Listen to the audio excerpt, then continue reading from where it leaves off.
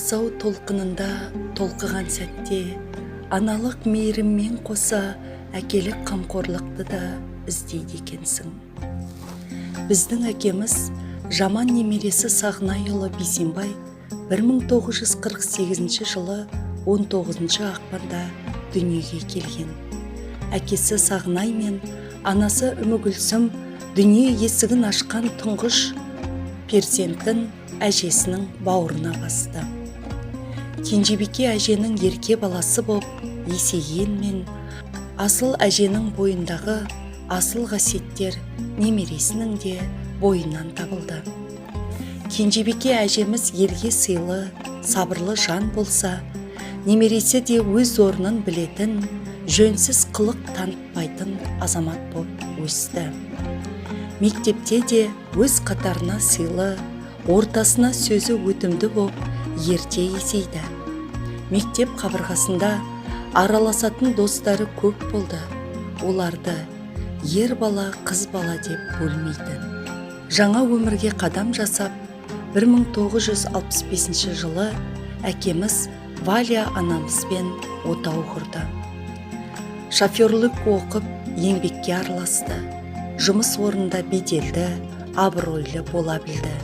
Механик, бас механик, меңгеруші боп, қызметінің өсуі де еңбексүйгіш қасиетінен болса керек.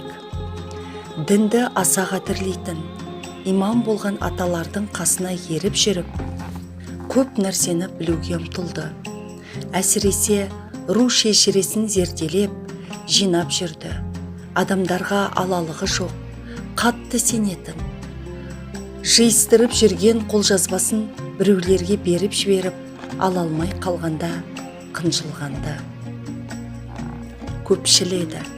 Алыс жақын ағайынның басын құрап, көшіп келген рулас адамдар болса, арамызға тезірек сіңіп кетсін деп ерулік беріп қонақ ететін.